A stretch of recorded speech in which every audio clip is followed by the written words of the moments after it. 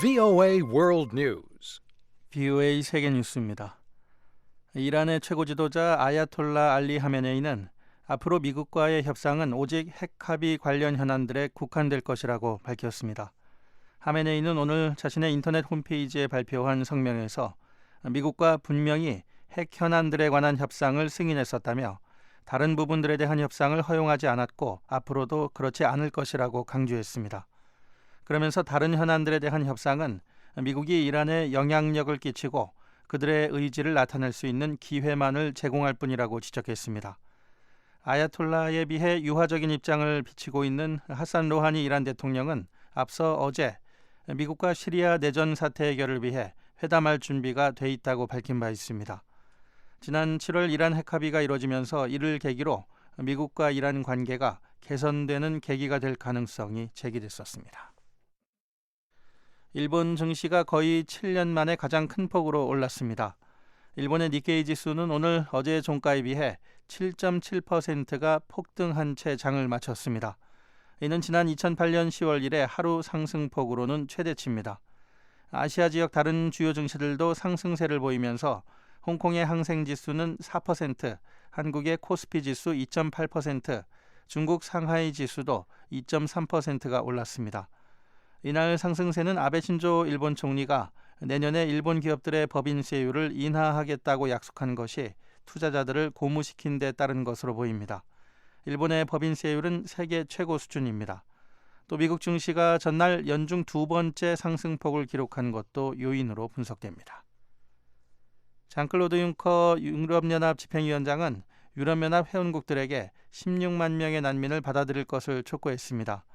융커 위원장은 오늘 유럽의회에서 행한 연설에서 유럽연합 집행위원회가 22개 일반 회원국들의 난민 할당을 제한하고 있다며 망명은 인간의 기본적 권리라고 강조했습니다. 융커 위원장은 이어 난민들이 신청서 처리를 기다리는 동안 일할 수 있는 합법적인 방안이 확보돼야 한다고 밝혔습니다. 또 모든 유럽연합 회원국들이 앞으로 닥칠 난민 사태에 대처할 수 있도록 긴급 신용기금 조성에 협력해 줄 것을 기대한다고 말했습니다.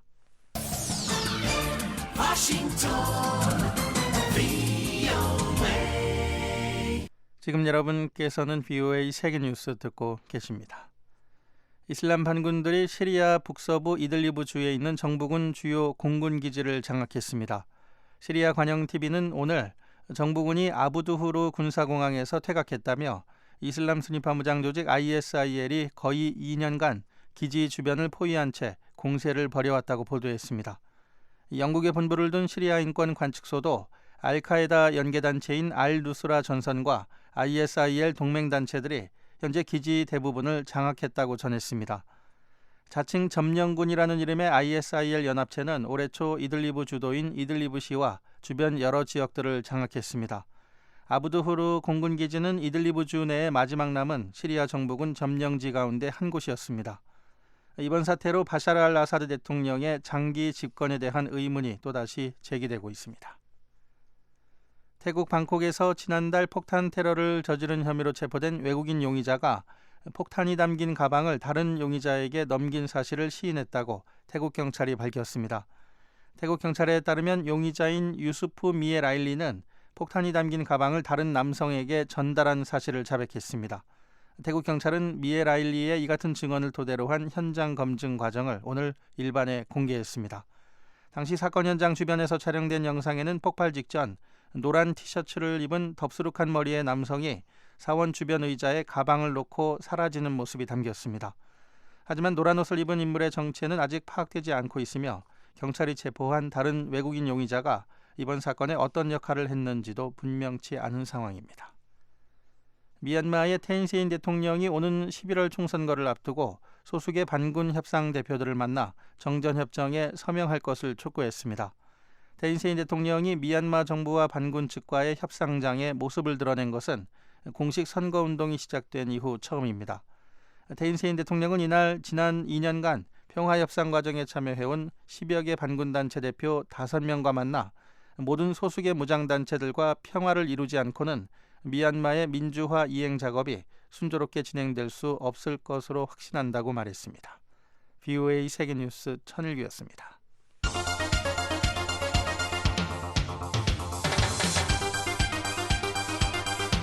VOA News Today. 여러분 안녕하십니까? VOA 뉴스 투데이 3부 시작하겠습니다. 이 시간에 보내드릴 주요 한반도 소식입니다. 한국은 오늘 즉 9일부터 이산가족 상봉 대상자 선정 작업에 들어갔습니다. 조만간 계획에 따라서 금강산 면회소를 점검하는 사람들이 갈 겁니다. 현대 아산 쪽하고 한국을 방문한 유엔 북한 인권특별보고관은 이제는 북한 인권 범죄에 책임을 물을 구체적 조치를 검토해야 할 때라고 말했습니다. 북한은 정권 수립 67주년을 맞아 중국이 보낸 축전을 노동신문 2면에 배치했습니다. 내일 북한 날씨 대체로 맑겠으나 동해바다는 태풍 아타우의 영향으로 최고 6m에 달하는 높은 파도가 일겠습니다. 첫 소식입니다.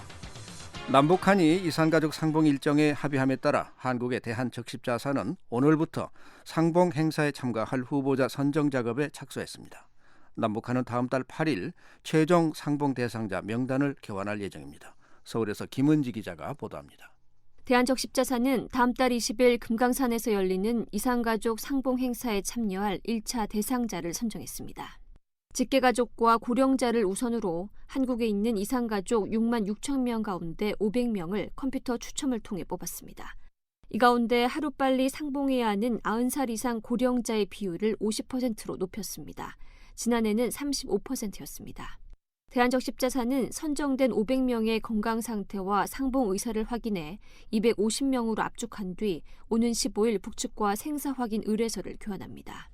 한국 정부는 이 가운데 국군 포로나 납북자의 생존이 확인될 경우 모두 최종 상봉단에 포함시킬 방침입니다. 한국의 통일부에 따르면 2000년 이후 현재까지 생사 여부가 확인된 국군 포로와 납북자는 93명이며 이 가운데 35명이 가족을 만났습니다. 지난해 2월에 열린 이산가족 상봉 때는 5명이 헤어진 가족을 만났습니다. 남북은 다음 달 8일 최종 상봉 대상자를 확정해 명단을 교환할 예정입니다. 선정된 한국 내 이산가족들은 상봉 하루 전날인 다음 달 19일 강원도 속초에 집결해 한국 정부로부터 방북 교육을 받은 뒤 이튿날 금강산으로 출발하게 됩니다. 상봉단은 남북 각각 100명씩 모두 200명으로 상봉 행사는 다음 달 20일부터 26일까지 일주일 동안 2박 3일씩 두 차례로 나눠서 진행됩니다. 한국 정부는 상봉 행사 준비를 위해 조만간 금강산 면회소 시설 점검도 실시할 예정입니다. 통일부 정준희 대변인입니다. 조만간 계획에 따라서 금강산 면회소를 점검하는 사람들이 갈 겁니다. 현대 아산 쪽하고 협의를 하고 있는 중인 것 같습니다. 추석계기 이산가족 상봉이 열리면 지난 2000년 첫 상봉 행사 이후 20번째, 박근혜 정부 들어서는 지난해 2월 이후 2번째 상봉입니다. 남북은 지난 7일부터 이틀에 걸쳐 적십자 실무 접촉을 갖고 다음 달 20일부터 26일까지 금강산 면회소에서 이산가족 상봉 행사를 열기로 합의했습니다. 서울에서 VOA 뉴스 김은지입니다. 마크 리포트 주한 미국 대사는 남북 고위급 접촉 합의와 이산가족 상봉 합의 등 최근 남북 관계에서 여러 가지 긍정적인 변화가 생긴 것을 환영한다고 말했습니다. 리포트 대사는 오늘 서울에서 열린 한 강연에서 그동안 박근혜 한국 대통령은 남북 대화 재개를 위해 꾸준히 노력해 왔다며 이같이 말했습니다.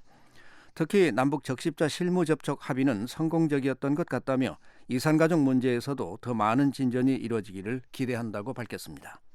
리포트 대사는 미북 간 대화를 위해서는 북한이라는 변수가 중요한데 김정은 북한 국방위원회 제1위원장이 핵 관련 협상에 관심을 보이지 않고 있다며 앞으로 북한의 태도를 더 지켜봐야 할 것이라고 말했습니다.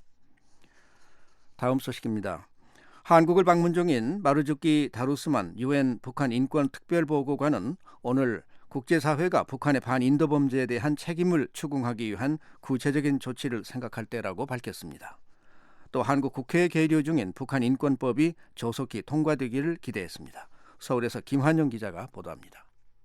한국을 방문 중인 마르주키 다루스만 유엔 북한 인권 특별보고관은 9일 서울 연세대에서 기자회견을 갖고 국제사회가 북한 내 반인도적 범죄 행위에 대한 책임을 추궁하기 위해 고민해야 한다고 말했습니다.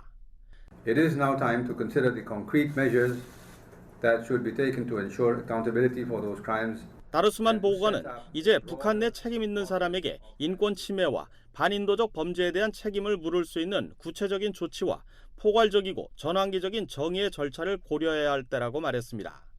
다루스만 보고관은 북한 내에서 광범위하고 심각한 인권 침해와 반인도적 범죄가 자행돼 왔고 지금도 벌어지고 있다며 이같이 말했습니다. 다루스만 보고관은 또 한국 내에서 한반도 통일 논의가 점점 활발해지고 있다며 통일 논의는 북한의 반인도적 범죄 행위를 묻는 일이 더 시급하게 진행돼야 함을 의미한다고 말했습니다.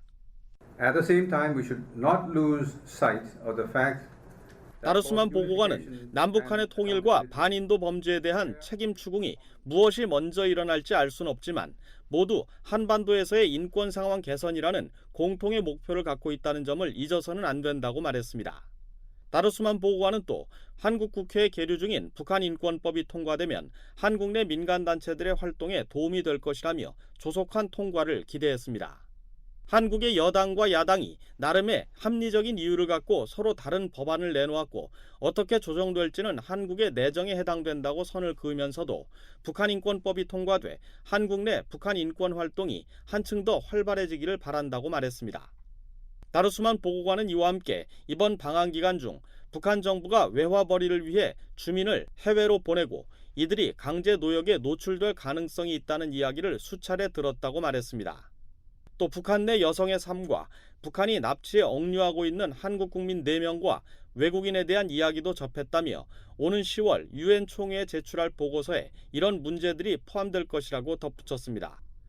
지난 6일 서울에 도착해 오는 10일까지 머물 예정인 다루스만 보고관은 외교부와 통일부 등 한국 정부 관계자와 북한 인권 관련 민간단체 관계자들을 두루 만나고 있습니다. 다루스만 보고관의 이번 방안은 특히 유엔 북한인권조사위원회의 권고에 따라 지난 6월 북한 인권 상황을 감시하기 위한 유엔 북한인권사무소가 서울에 개설된 뒤 처음입니다. 다루스만 보고관은 오는 11월 말 다시 방안해 추가 조사를 벌이고 이를 바탕으로 내년 3월 유엔 인권이사회에 제출할 보고서를 작성할 예정입니다. 서울에서 VOA 뉴스 김환용입니다. 지난 2010년 이후 최근까지 약 5년 동안 육상의 군사분계선과 해상의 북방한계선을 넘어 한국으로 망명한 북한 주민은 모두 65명으로 집계됐다고 한국의 집권 새누리당 소속 의원이 합동참모본부 자료를 인용해 밝혔습니다. 이들 가운데 한국군이 직접 관측하거나 유도해 신병을 확보한 주민은 50명이며 나머지 15명은 망명자의 자진신고나 주민신고로 신병이 확보됐습니다. 지난 2012년 10월 강원도 고성군의 동부전선으로 북한군 병사 1명이 군사분계선을 넘어 한국군 일반 전초의 창문을 두드려 망명한 일명 노크 망명은 한국군이 직접 관측하지 못한 사례입니다. 한국으로 망명한 북한 주민 65명 가운데 육상으로 군사분계선을 넘은 사람은 4명이며 남북 출입사무소로 망명한 사람이 2명, 나머지 59명은 해상을 통한 것으로 나타났습니다.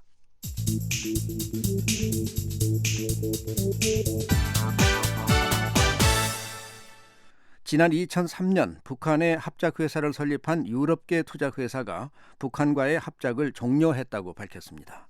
이 회사는 구체적인 설명 없이 해소할 수 없는 견해 차이가 이유라고 밝혔습니다. 이현철 기자가 보도합니다. 홍콩에 본부를 둔 유럽계 투자회사인 피닉스 커머셜 벤처스가 북한 당국과 함께 진행하던 합작 사업을 중단했다고 발표했습니다. 이 회사는 최근 자체 웹사이트에 올린 글을 통해 해소할 수 없는 견해 차이 때문에 북한의 하나전자와의 관계를 단절했다고 밝혔습니다. 그러면서 자신들은 이제 하나전자와 아무런 관련이 없으며 하나전자의 운영에 직간접적으로 아무런 이해관계도 갖고 있지 않다고 덧붙였습니다. 피닉스 커머셜 벤처스는 북한과의 합작을 중단한 구체적인 이유는 밝히지 않았습니다. 피닉스 커머셜 벤처스는 지난 2003년 북한 문화성과 50대 50 지분으로 합작해 북한의 하나전자를 설립했습니다. 피닉스 측은 하나전자의 종업원이 230명이라고 밝혔지만 하나전자에 대한 투자액과 매출 규모 등은 공개하지 않았습니다. 하나전자는 주로 DVD 플레이어와 화면, 노래 반주기 등을 생산 판매하는 회사로 품질 보증과 대리점을 통한 판매 등 북한에서 최초로 자본주의 경영 방식을 시도해 주목을 받기도 했습니다. BOA 뉴스 이현철입니다. 북한은 오늘 정권 수립 67주년을 맞았습니다. 중국 정부는 시진핑 국가주석 명의의 축전을 보내 북중 관계 개선을 강조했습니다. 시진핑 주석의 축전은 북한의 변화를 우회적으로 촉구하는 표현도 담았다는 분석입니다. 서울에서 한상미 기자가 보도합니다. 북한 관영 조선중앙통신은 북한 정권 수립 67주년을 하루 앞둔 8일 시진핑 중국 국가주석이 김정은 국방위원회 제1위원장에게 축전을 보내 지역 평화와 안정에 적극 이바지할 것이라고 다짐했다고 9일 보도했습니다. 조선중앙통신은 시 주석과 리커창 총리 등 중국 지도부가 김 제1위원장과 김영남 최고인민회의 상임위원장 등 북한 지도부에 축전을 보내왔다며 이같이 밝혔습니다. 시 주석은 축전을 통해 북중 관계의 장기적이며 건전하고 안정적인 발전을 추동하고 두 나라 친선 협조 관계를 끊임없이 공고히 해 지역의 평화와 안정, 발전에 적극 이바지할 것이라고 강조했습니다. 시 주석은 또 북중 두 나라는 산과 강이 잇닿아 있고 전통적 친선은 두 나라의 과거 영도자들이 키워준 귀중한 재부라며 북중 간 오랜 유대에 대해서도 언급했습니다. 이 같은 축전 내용을 보면 껄끄러운 북중 관계를 개선하겠다는 의지를 표명하면서도 군사 도발 자제 등 북한의 변화를 바라는 중국의 속내를 엿볼 수 있습니다. 중국 지도부는 매년 북한 정권 수립 기념일을 앞두고 북한 지도부에 축전을 보내고 있습니다. 특히 올해는 북중 관계의 장기적이고 안정적인 발전을 추동하겠다는 대목이 새롭게 들어갔습니다. 하지만 이 같은 중국의 관계 개선 손짓에 대해 북한 노동당 기관지 노동신문은 불쾌감을 표출하는 듯한 모습입니다. 노동신문은 북한의 3대 친선 국가로 꼽히는 중국과 러시아, 쿠바로부터 온 축전을 9일자 신문에 소개하면서 블라디미르 푸틴 러시아 대통령과 라울 카스트로 쿠바 국가평의회 의장의 축전은 1면에 배치하고 시 주석의 축전만 2면에 배치했습니다.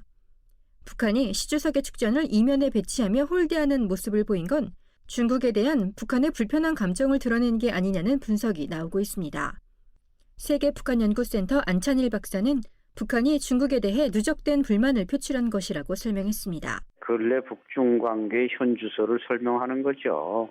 그래서 아마 10월 10일에도 급수 있는 사람을 보내지 않기로 한 걸 아마 연락받고 이미 북중 관계에 대해서 기대가 없다는 얘기죠. 뭐 정치국원 정도 보낼 걸로 아마 이번에 통보받았으니까 북한은 최소한 7인의 정치국원을 원하지 않겠어요. 최소한 중국이 아마 리위안 차오처럼 그냥 정치국원 정도 보낼 걸로 아마 통보받다 보니까 그에 대한 아마 누적된 불만을 표현한 거죠.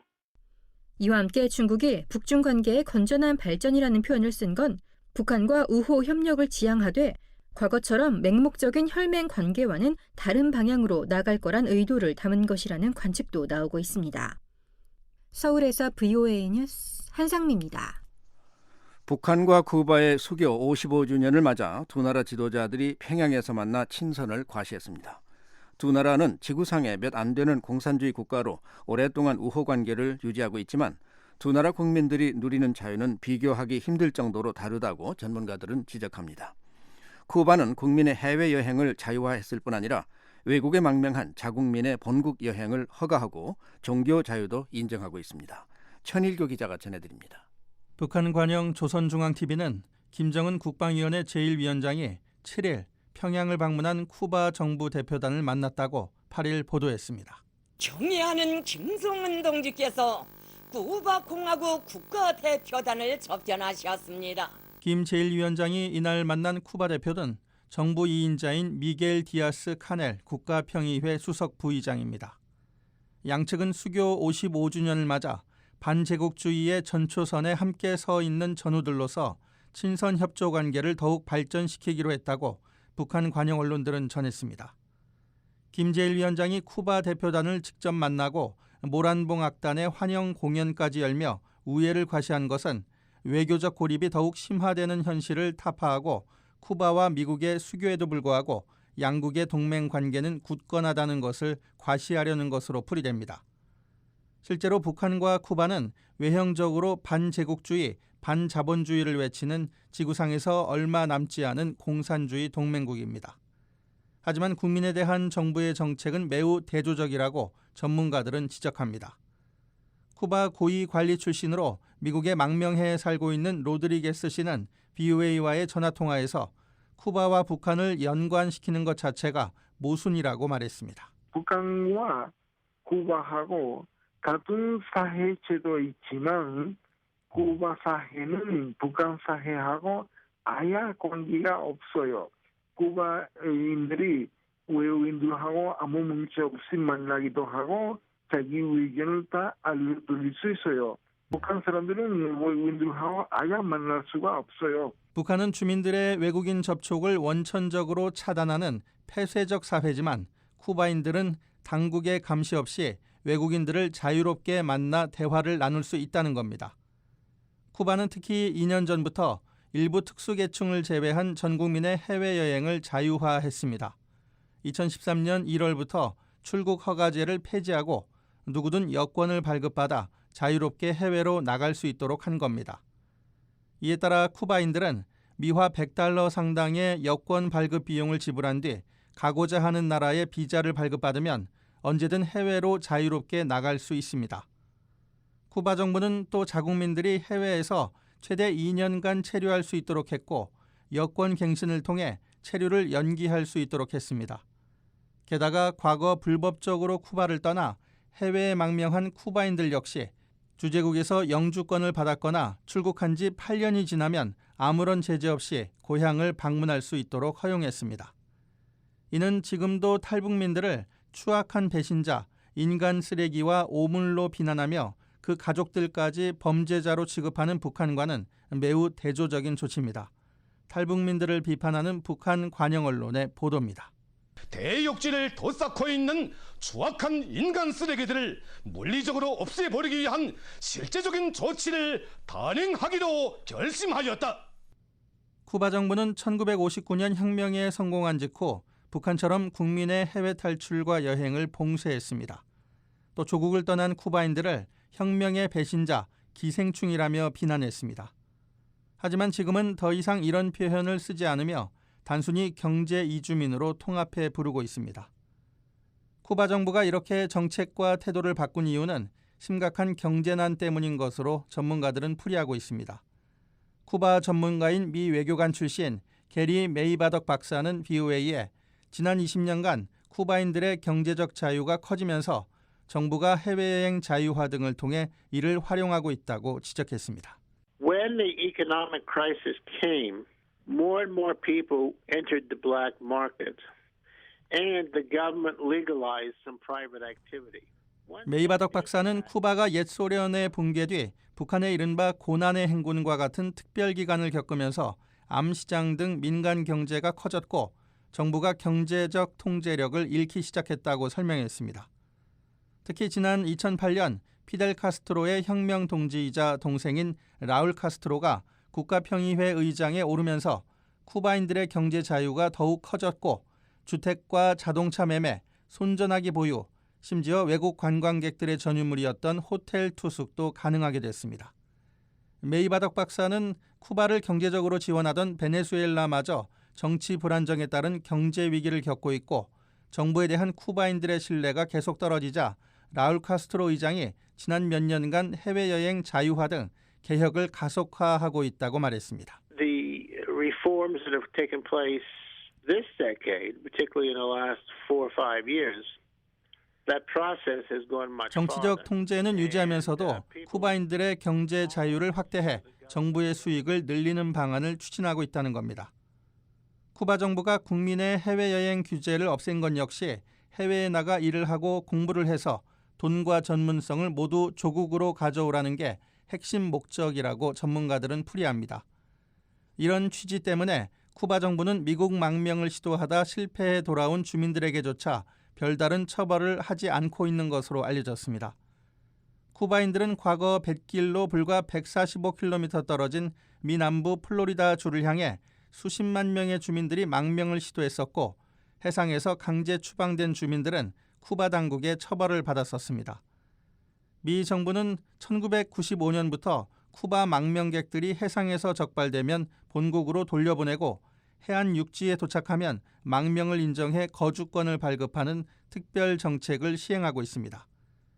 미국에는 현재 180만 명의 쿠바 이민자들이 살고 있고 이들이 쿠바의 가족과 친구들에게 송금하는 규모가 지난해에는 20에서 30억 달러에 달하는 것으로 미 정부는 추산하고 있습니다. 전문가들은 이런 송금이 쿠바의 민간 경제를 지탱하는 버팀목이자 쿠바 정부에도 수익이 되고 있기 때문에 쿠바 정부가 이를 호의적으로 볼 뿐 아니라 오히려 장려하고 있다고 지적합니다. 쿠바와 북한 사회가 다른 것은 이런 주민의 경제 자유와 이동의 자유뿐 아니라 종교의 자유도 있다고 전문가들은 지적합니다. 쿠바 정부는 북한의 고난의 행군 같은 특별기간에 경제난을 극복하기 위한 방편으로 1992년 종교자유법을 개정했습니다. 경제난 책임에 대한 국민의 화살을 딴 곳으로 돌리고 외부의 지원을 받기 위해 가정교회 등 개신교들의 신앙을 자유화한 겁니다. 쿠바의 개신교는 이후 폭발적으로 성장해 지금은 인구 1,100만 명 가운데 15에서 20%가 개신교도인 것으로 파악되고 있습니다. 미 남침례교단에 따르면 1990년 238개에 불과하던 쿠바 내 침례교회가 2014년에는 가정교회를 포함해 8,779개로 늘었습니다. 쿠바 고위관리 출신인 로드리게스는 쿠바는 북한처럼 권력 세습이나 우상화도 없다며 겉으로 보는 정치 행사 외에는 두 나라를 비교하는 것 자체가 무리라고 말했습니다. 죽은 사람에 대해서는 경의를 표시하고 그러나 살아있는 사람에 대한 경의를 표시하지 않으니까 가스트로 조상화랑 그리고 라울 동상이랑 그런 것도 없어요.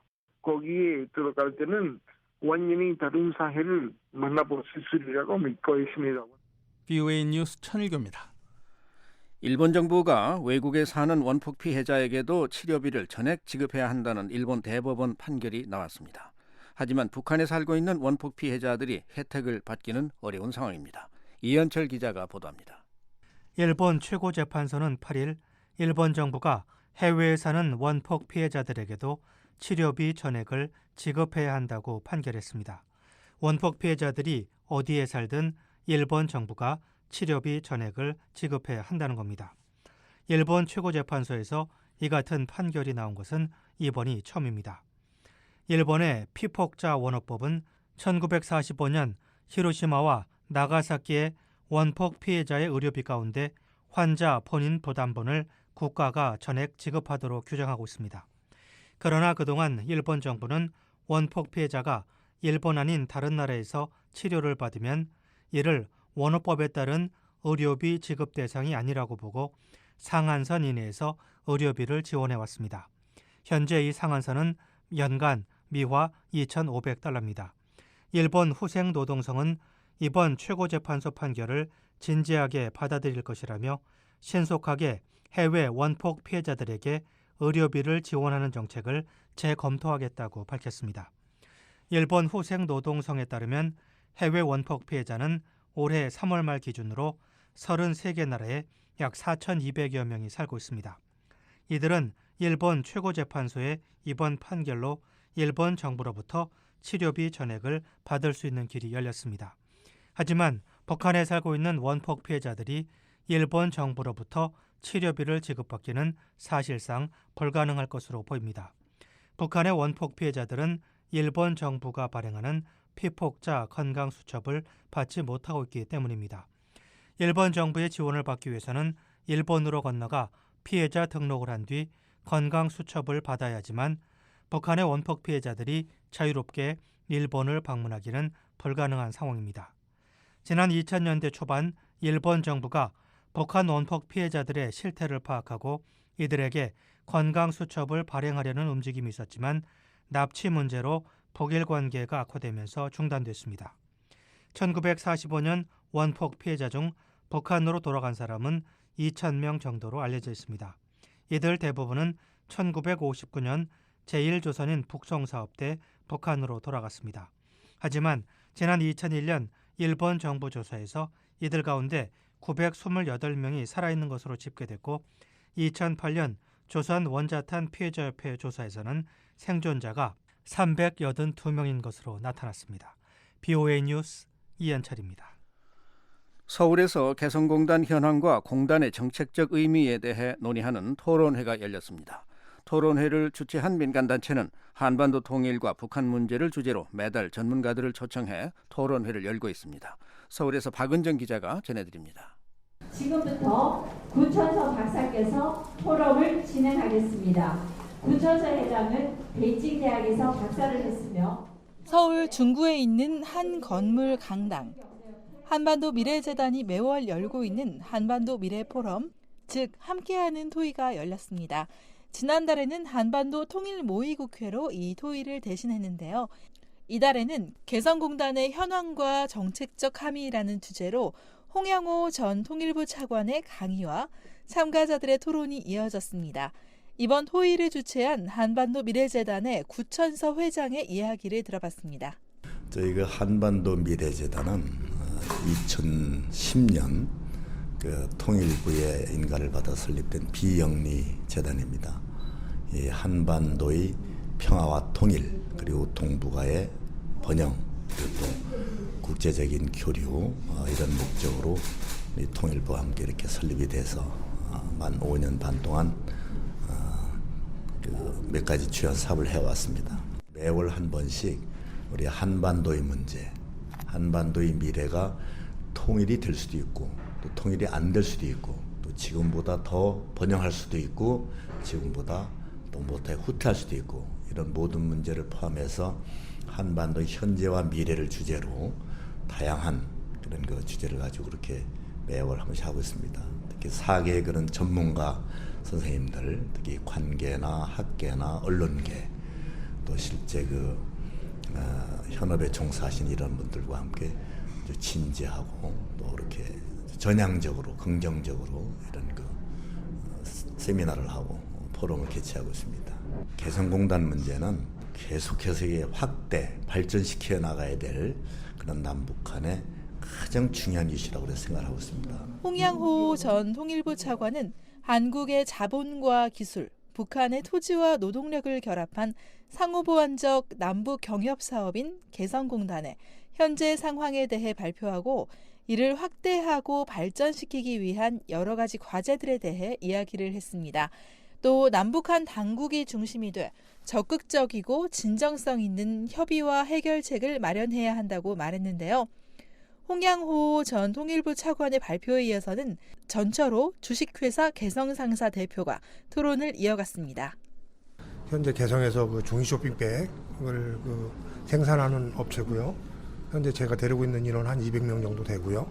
그다음에 개성공단의 지금 문제점이라고 하면 인건비가 너무 이제 상승을 하는 게 주 원인이고, 그 다음에 남과 북이 정치 경제적으로 문제가 좀 있어서 좀 개성공단에 입주해 있는 기업들이 상당히 불안해하고 있고, 그다음 특히 북에서 넙기공 같은 그런 생태를 많이 보여줘서 우리 바이어들이 좀 불안해하고 있는데도 불구하고 우리 기업들이 적극적으로 개성공단 발전을 위해서 많이 노력을 기울이고 있고, 그다음에 또 정부에서도 거기에 발맞춰서 많이 협조를 해주는 걸로 알고 있습니다. 전철호 대표는 최근 남북 정세가 개성공단에 미친 영향에 대해서도 이야기했습니다. 목침질인가요? 그때는 좀 상당히 불안했었는데 8.25 협의에서 많이 풀려서 지금은 안정적으로 지금 가고 있는 걸로 알고 있습니다. 그때 당시에 문제점은 이제 바이어 거래선에서 개성공단에 들어가 있는 원부자재를 다 철수시켜라 라고 이야기를 했고, 저희는 이제 거래선에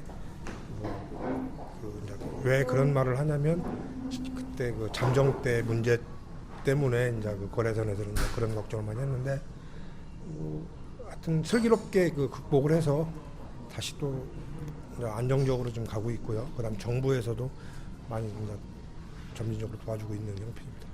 이어 오광진 조선비즈 중국 전문 기자의 토론이 이어졌는데요. 오광진 기자는 홍양호 전 통일부 장관의 발표 중 보완해야 할 부분에 대해 이야기했습니다. 특히 중국의 1대1로 정책, 그러니까 중국에서 중앙아시아, 동남아, 중동 등 지역을 거쳐 유럽에 이르는 지역을 육로와 해로로 연결해 관련국과 경제 협력을 강화하는 사업과 개성공단을 연계해서 생각해 볼 수 있다고 말했습니다. 개성공단을 바라볼 때 이제 중국 입장에서도 바라볼 수가 있는데요. 중국이 지금 1대1로라는 커다란 프로젝트를 하고 있습니다. 우리 개성공단과 연계를 해가지고 할 수 있는 어떤 여지도 좀 있습니다. 예를 들어가지고 1대1로의 해외 산업단지 조성이라는 게 주요한 정책 목표입니다. 중국 입장에서는 개성공단도 중국의 해외 산업단지가 될 수 있고요. 개성공단에 중국 자본이 들어갈 수 있는 어떤 여지가 더 커지지 않았느냐. 그래서 발표자님도 얘기를 하셨듯이 개성공단을 좀 국제화된 공단으로 만들어야 된다. 전적으로 동의를 합니다. 오광진 기자는 또 제2, 제3의 개성공단도 기대해 볼 수 있다고 말했는데요.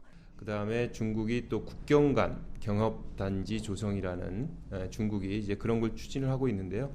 그런 것도 어떻게 보면 이제 단둥이라든가 다른 제2의 개성공단을 만들 수 있는 지금의 개성공단을 모델로 만들 수 있는 그런 여지를 남겨두고 있습니다. 거기에다가 지금 이제 본 체결을 했고 발효를 앞두고 있는 한중 FTA가 있는데요. 한중 FTA 자체도 한중 간의 어떤 이런 산업단지 이 조성에 대해서 강한 이제 합의를 했고요. 이미 합의를 했고, 그다음에 더 중요한 거는 역외 가공 지역을 인정하는 겁니다. 서울에서 보이오이 뉴스 박은정입니다.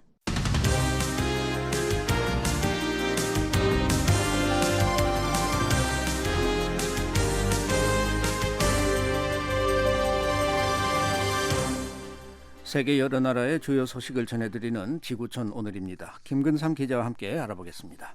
자, 오늘은 어떤 소식들이 있습니까? 장클로드 융커 유럽연합 집행위원장은 유럽연합 회원국들이 16만 명의 난민을 올해 의무적으로 분산 수용할 것을 제안했습니다.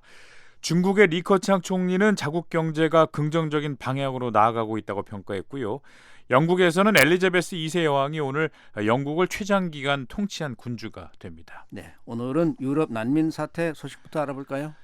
네, 최근 중동에서 폭력 사태 등을 피해 유럽으로 향하는 난민들이 급증하면서 유럽 국가들이 이들을 처리하는 문제로 고심하고 있습니다. 특히 유럽연합 차원의 대응이 필요하다는 목소리가 높았는데요.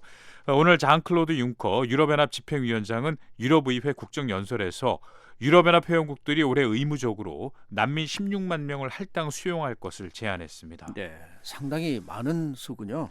그렇습니다. 하지만 유럽으로 몰려드는 난민들을 처리하기에 충분한 숫자는 아닌데요. 국제이주기구에 따르면 올해 들어 이미 40만 명 가까운 난민들이 지중해를 건너 유럽에 도착했습니다. 또 이 과정에서 3천여 명이 목숨을 잃은 것으로 알려졌는데요. 난민들은 불법 미입국자들을 통해 유럽으로 오면서 보호받지 못하고 위험한 환경에 노출되는데 숨진 사람들은 주로 열악한 난민선을 타고 지중해를 건너다가 배가 침몰되는 등의 사고를 당했습니다. 유럽연회가 지난 5월에도 난민 분산 수용안을 제안했었는데요. 이번에 숫자를 크게 늘린 거군요. 네, 당시에는 난민 4만 명을 수용하는 안을 내놨었는데요. 이번에 12만 명을 더해서 올해 모두 16만 명을 받아들일 것을 제안한 겁니다. 융커 위원장은 유럽인들도 모두 한때는 난민이었던 과거가 있다는 점을 기억해야 한다면서 16만 명은 유럽연합 전체 인구의 0.11%에 불과한 비율이며 유럽 국가들이 힘을 모은다면 충분히 수용할 수 있는 난민의 규모라고 말했습니다. 네, 각 회원국별로 난민을 받아들이는 숫자가 다르죠? 네, 경제력이나 나라의 크기, 또 그동안 받아들인 난민 수 등을 고려해서 할당하고 있습니다. 독일이 4만 명으로 가장 많고요. 프랑스가 3만 명, 스페인이 2만 명, 폴란드가 1만 명, 네덜란드 9천 명 등의 순입니다. 16만 명 중에 반이 넘는 9만 명을 독일과 프랑스, 스페인이 맡게 되는 겁니다. 네, 영국도 유럽의 대국인데 빠져 있군요. 영국은 조금 사정이 다른데요. 영국과 아일랜드, 덴마크는 유럽연합과 난민과 관련해서 면제 협약을 맺었기 때문에 이번에 난민 수용 할당국 목록에 빠져 있습니다. 강제로 난민 수용을 할당할 수가 없는 나라들이죠. 하지만 영국은 최근에 데이빗 캐머런 총리가 개별적으로 난민 수천 명을 추가 수용하겠다고 밝힌 바 있고요. 또 빠져 있는 나라들이 있는데 지중해에 접한 이탈리아와 그리스 등입니다. 이들 남유럽 국가들은 난민들이 지중해를 거쳐서 유럽에 도착하는 관문이 되는 나라들인데요. 그래서 이미 많은 난민들이 도착했고 이들을 처리하는데 벌써 큰 어려움을 겪고 있기 때문입니다. 또 세르비아 등에서 넘어온 난민들이 몰려있는 헝가리도요. 같은 이유로 난민 할당 목록에서 빠졌습니다. 네. 융커 집행위원장이 제안한 안이 현실화되려면 앞으로 어떤 과정이 필요합니까? 당연히 유럽 각국의 동의가 필요한데요. 융커 집행위원장은 유럽이 2차 세계대전 이후 가장 심각한 난민 사태를 맡고 있다면서 유럽 국가들이 과감하고 단호하게 이 문제에 맞서 나가야 할 때라면서 이 협력을 강조하고 있습니다. 융커 집행위원장은 구체적으로 다음 주 14일 벨기에 브뤼셀에서 열리는 유럽연합 법무장관 내무장관 회의에서 회원국들이 난민 할당 수용에 동의할 것을 촉구했습니다. 융커 집행위원장은 또 이번 제안은 현재 유럽이 처한 위기 상황을 타개하기 위한 것이며 내년에 유럽연합 차원의 보다 영구적인 난민 수용안을 제안할 것이라고 밝히기도 했습니다. 유럽 국가들이 16만 명 수용안에 동의를 하더라도 이미 유럽에 도착한 난민들을 처리하기에도 부족한 숫자인데 이 독일 총리는 상한선 없는 방안이 필요하다고 지적을 했다고요. 독일이 사실 최근에 가장 적극적으로 난민 사태 해결에 앞장서온 나라인데요. 네. 앙겔라 메르켈 총리는 오늘 연방의회 연설에서 융커 집행위원장의 제안을 진전된 방안으로 평가하면서도 말씀하신 대로 유럽연합 차원에서 회원국별로 상한선 없는 난민 할당 합의가 필요하다고 강조했고요. 정해진 숫자만 제한적으로 난민을 받아들이겠다는 것은 안 되고 앞으로 유럽에 도착하는 난민들을 어떻게 처리할지 장기적인 방안을 마련해야 한다고 강조했습니다. 메르켈 총리가 하지만 단순히 경제적인 이유로 유럽에 온 난민들은 본국으로 돌려보내야 한다는 원칙도 강조하고 있군요. 그렇습니다. 사실 독일 국민들 사이에서도요. 난민에 대한 지원 필요성은 동의하지만 또 난민들이 많이 정착하면서 가져올 이 부작용에 대한 우려도 큰데요. 유럽을 비롯한 국제사회에서는 이 폭력 등으로 안전을 위협받는 난민과 일자리 같은 이런 경제적인 이유로 온 이주민을 분명하게 구분합니다. 용어도 난민은 레퓨지, 이주민은 마이그런트 이렇게 별도로 부르고 있는데요. 메르켈 총리는 시리아 등에서 폭력이나 박해를 피해서 유럽에 온 난민들은 받아들이겠지만 안전한 나라에서 온 이주민들은 돌려보내겠다는 겁니다. 이는 융커 집행위원장도 오늘 유럽의회 연설에서 똑같이 강조한 점인데요. 융커 집행위원장은 또 불법 이민자들의 입국을 막기 위한 국경 통제 강화도 필요하다고 언급하고 있습니다. 다음 소식입니다. 이번에는 중국으로 가보겠습니다. 요즘 중국 증시가 폭락하고 수출도 위축된 것으로 나타나면서 국제사회에서 중국 경제에 대한 우려가 큰데요. 리커창 총리는 중국 경제 상황을 긍정적으로 평가를 했다고요? 네, 리 총리가 오늘 중국 다롄에서 개막한 세계경제포럼 하계대회에서 연설을 했는데요. 리 총리는 중국 경제가 적절한 범위의 성장률을 유지하면서 긍정적인 방향으로 가고 있다고 평가했습니다. 또 이 말씀하신 최근의 증시 폭락 사태에 대해서도요.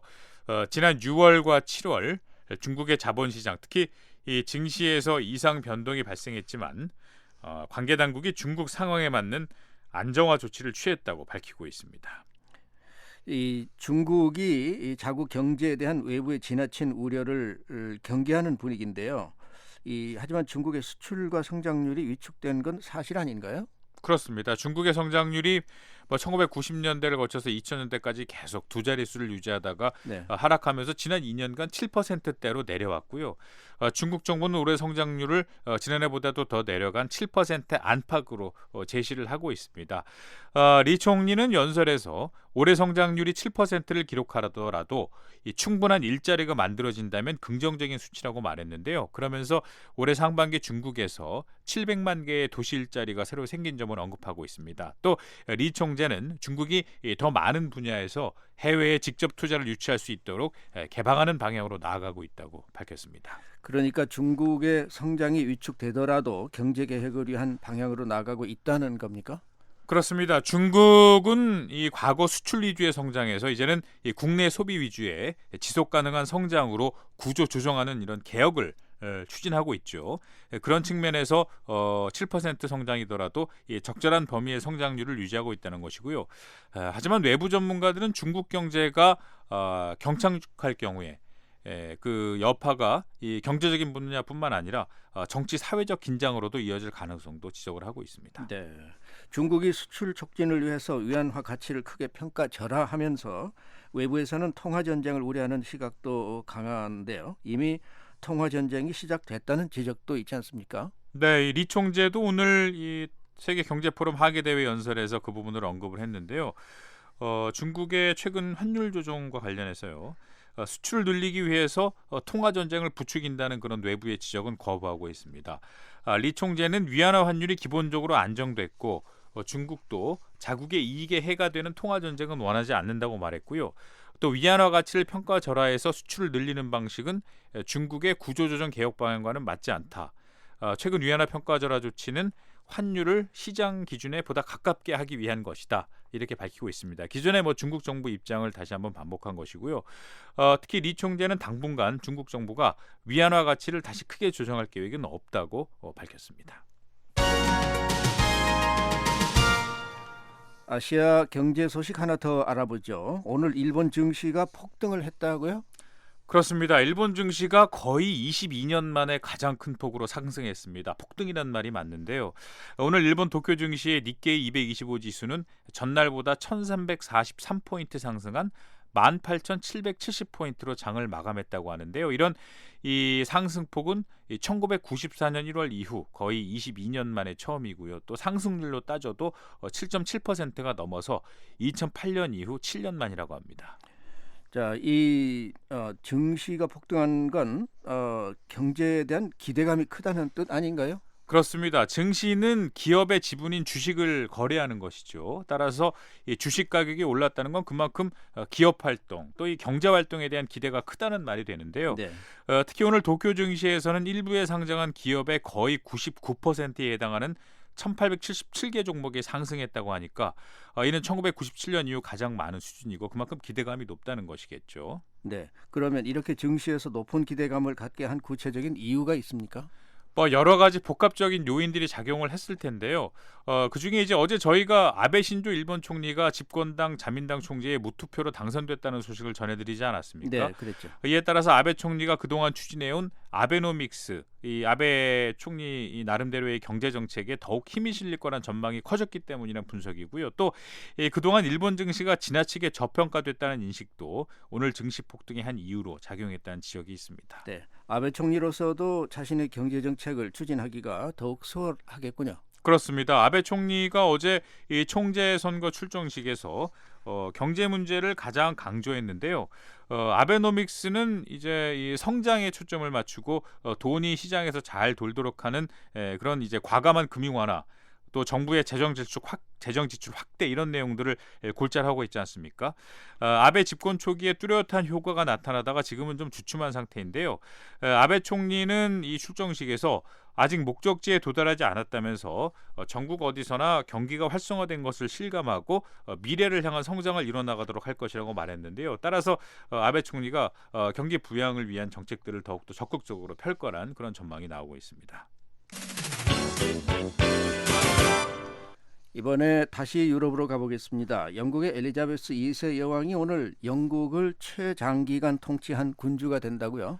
네, 영국 시간으로 오늘 오후 5시 30분이 그런 순간이라고 합니다. 네. 엘리자베스 2세 여왕의 통치 기간이 정확히 23,226일 16시간 23분이 된다고 하는데요. 네. 이는 앞서 빅토리아 여왕의 통치 기간을 넘어서는 것이고 이제 이 엘리자베스 2세 여왕이 영국 역사상 영국을 이제 가장 오랫동안 통치한 군주의 기록을 계속 새로 써나가게 되는 것이죠. 그렇군요. 자, 23,000일이라고 하니까 감이 잘 안 잡히는데 횟수로 얼마나 됩니까? 63년이 넘는데요. 1926년에 태어난 엘리자베스 2세 여왕이 올해 89살인데 1952년 부친인 조지 6세가 세상을 띠면서 25살의 나이에 즉위를 했고 지금까지 이제 왕위를 계속 이어가고 있죠. 영국 왕실이 공개한 최근 사진을 보면은 여왕이 여전히 정정한 모습인데요. 네. 지금까지 기록을 갖고 있던 빅토리아 여왕은 이 엘리자베스 2세 여왕의 고조모인데 1837년에 왕위에 올라서 1901년에 죽을 때까지 63년 넘게 역시 영국을 통치했었습니다. 네, 영국에서 기념 행사가 열립니까? 그렇지는 않다고 하는데요. 엘리자베스 2세 여왕이 현재 스코틀랜드에서 여름을 보내고 있는데 별다른 기념 행사 없이 가족과 조용히 만찬만 예정돼 있다고 합니다. 영국 왕실은요, 엘리자베스 2세 여왕이 이 최장기간 통치자에 오르는 것은 이 고조모 또 아버지의 죽음을 기초로 계산하는 것이기 때문에 따라서 여왕이 조용히 하루를 보내는 것이다 이렇게 설명을 하고 있고요. 한편 데이빗 캐머런 영국 총리는 영국인들이 함께 역사적인 순간을 기념할 것이라고 말했는데요. 지난 63년간 여왕이 끊임없이 변화하는 세계의 버팀목이 되어줬다. 또 여왕이 보여준 봉사와 의무의 이타 정신은 영국뿐만 아니라 전 세계가 존경해왔다. 이렇게 말하고 있습니다. 런던 버킹엄궁에서는 별다른 행사는 없고요. 기념 사진전이 열리고 있다고 합니다. 네, 오늘은 여기까지 듣겠습니다. 지구촌 오늘 김근삼 기자였습니다.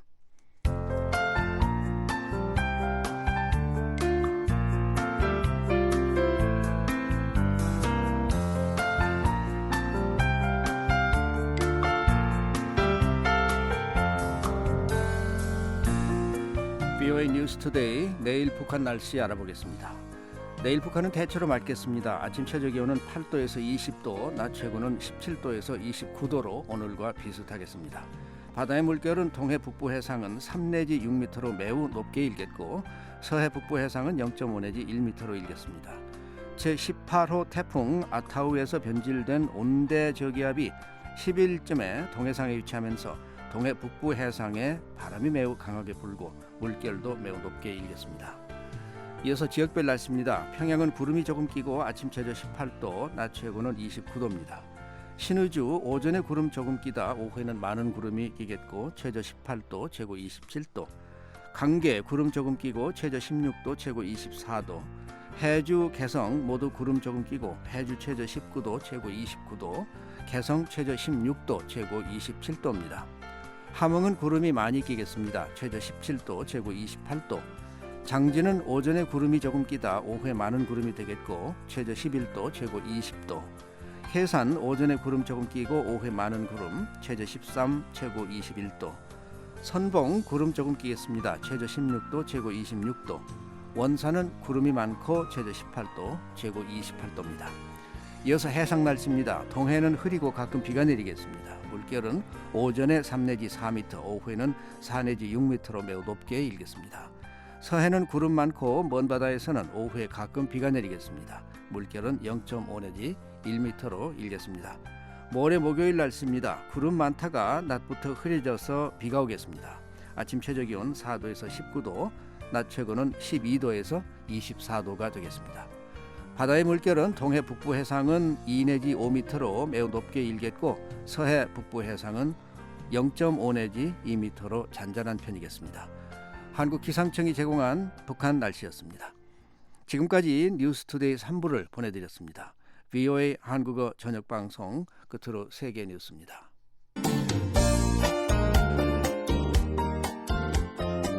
저희 미국의 소리 한국어 방송은 청취자 여러분의 제보를 기다리고 있습니다. 제보하실 팩스 번호는 1-202-382-5325 1-202-382-5325번입니다.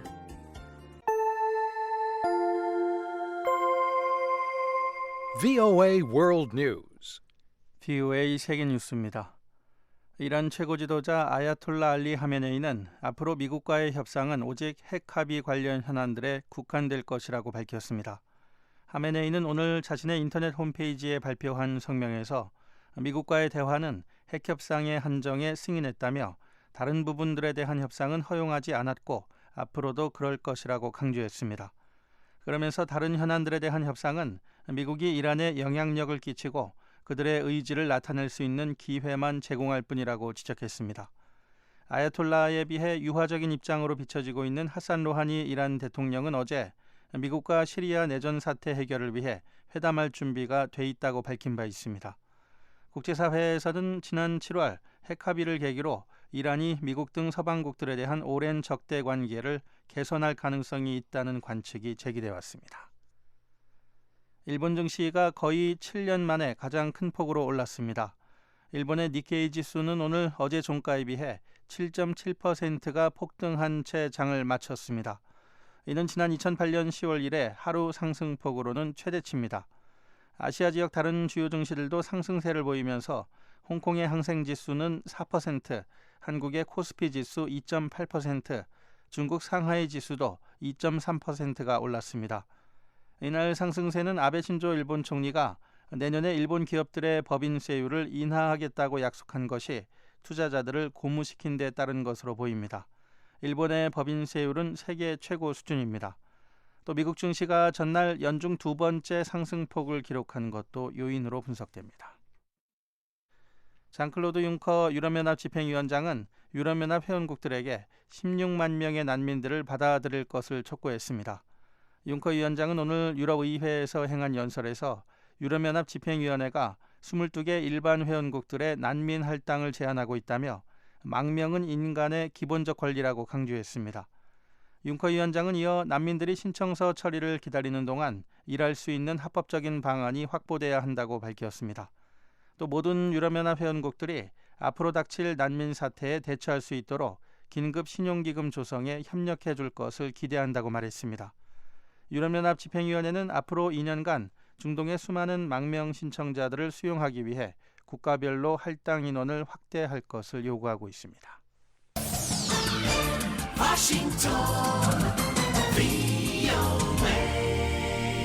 지금 여러분께서는 VOA 세계뉴스 듣고 계십니다. 이슬람 반군들이 시리아 북서부 이들리브 주에 있는 정부군 주요 공군 기지를 장악했습니다. 시리아 관영TV는 오늘 정부군이 아부두후르 군사공항에서 퇴각했다며 이슬람 순위파 무장조직 ISIL이 거의 2년간 기지 주변을 포위한 채 공세를 벌여왔다고 보도했습니다. 영국에 본부를 둔 시리아 인권관측소도 알카에다 연계단체인 알-누스라 전선과 ISIL 동맹단체들이 현재 기지 대부분을 장악했다고 전했습니다. 자칭 점령군이라는 이름의 ISIL 연합체는 올해 초 이들리브 주도인 이들리브시와 주변 여러 지역들을 장악했습니다. 아부두후르 공군 기지는 이들리브 주 내의 마지막 남은 시리아 정부군 점령지 가운데 한 곳이었습니다.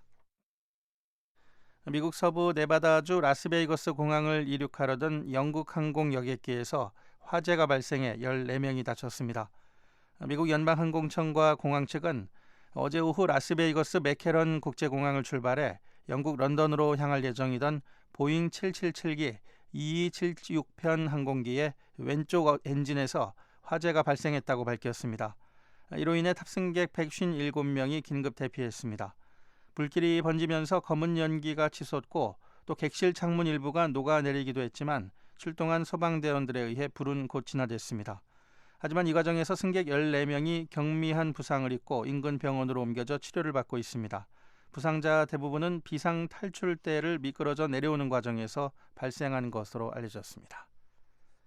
태국 방콕에서 지난달 폭탄 테러를 저지른 혐의로 체포된 외국인 용의자가 폭탄이 담긴 가방을 다른 용의자에게 넘긴 사실을 시인했습니다. 태국 경찰에 따르면 용의자인 유수프 미에 라일리는 폭탄이 담긴 가방을 다른 남성에게 전달한 사실을 자백했습니다. 태국 경찰은 미에 라일리의 이 같은 증언을 토대로 한 현장 검증 과정을 일반에 공개했습니다. 당시 사건 현장 주변에서 촬영된 영상에는 폭발 직전 노란 티셔츠를 입은 덥수룩한 머리의 남성이 사원 주변 의자에 가방을 놓고 사라지는 모습이 담겼었습니다. VOA 세계뉴스 천일교였습니다. 지금까지 여러분께서는 VOA 한국어 저녁 방송을 들으셨습니다. VOA 한국어 저녁 방송은 저녁 7시 30분부터 11시 30분까지 4시간 동안 중파 1188kHz를 통해 들으실 수 있습니다. 밤 8시 30분부터 11시 30분까지 3시간 동안은 단파 7460kHz와 11990kHz로도 저희 방송을 함께 하실 수 있습니다. 또 밤 8시 30분부터 9시 30분까지 1시간 동안 단파 9490kHz, 밤 9시 30분부터 11시 30분까지는 단파 11935kHz로도 들으실 수 있습니다. 그리고 매일 아침 3시 30분부터 5시 30분까지 2시간 동안 보내드리는 VOA 한국어 아침 방송은 단파 5875, 7365, 7485kHz로 들으실 수 있습니다. 함께해 주신 여러분 고맙습니다. 다음 방송 시간까지 안녕히 계십시오.